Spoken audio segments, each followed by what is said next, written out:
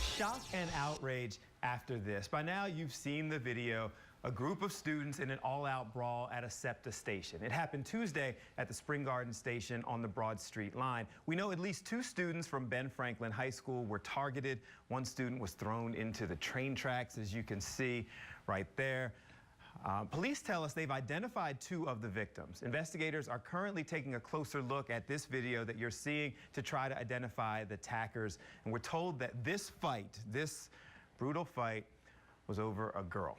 Joining us now, Solomon Jones, morning host at 900 AM WURD. Solomon, well, first of all, welcome. Good morning. Good morning, Bill. How are you?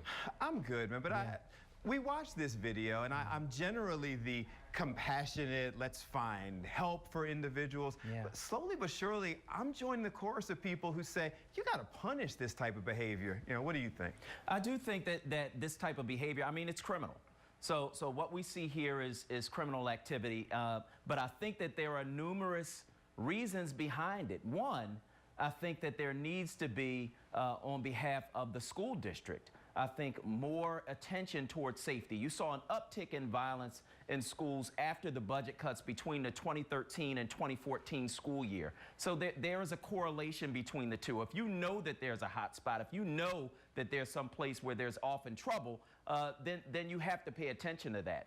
Secondly, there were problems with that Spring Garden subway stop when I was in school. I went to Masterman, the kids at Ben Franklin.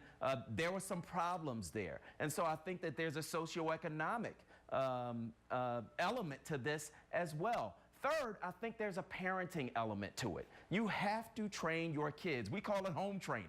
You know, where I come from, you have to train your children not to be involved in this type of activity, because something that you think is a fight over a girl can turn into criminal activity, can then turn into a conviction, can impact the rest of your life. Yeah, I want to get some of the comments from social media. I'm shaking my head right now because if you're 16, 17 and you don't understand that jumping somebody's not okay, I don't know how you address that. But looking at some of the comments, Joe writes, this is disgusting. This is why we get labeled as animals, and this is why no one takes us serious because of this ignorance.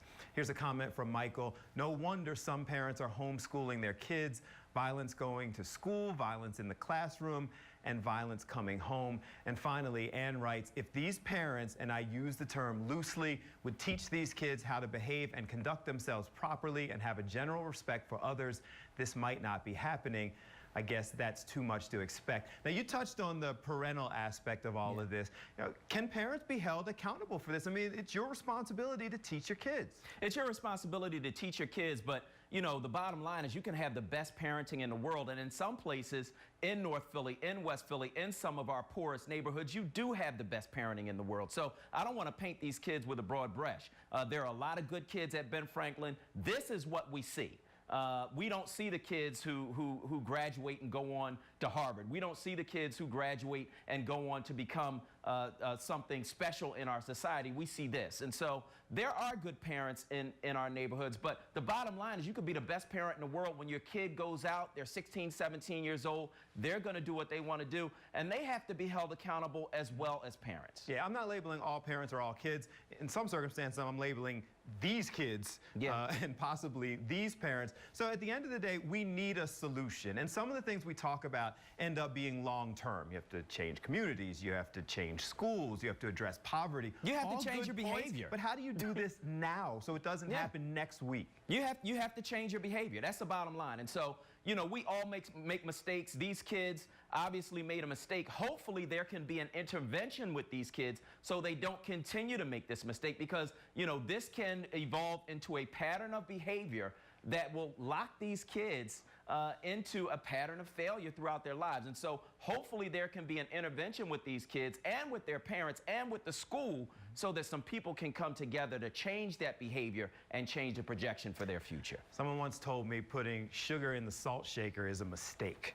Attacking somebody on a subway platform is a decision. And I don't know that you necessarily can look past that. Solomon, it's always a pleasure to see you, man. It's always a pleasure to see you too, Bill. Thank you. Thanks so much for coming in. Tell us what you think, folks. You've seen the video. You've heard the comments back and forth. How do we address something like this? You can leave your comments on our Fox 29 Facebook page. You can tweet us at Fox 29 Philly. Just make sure you use the hashtag Fox 29 Weekend.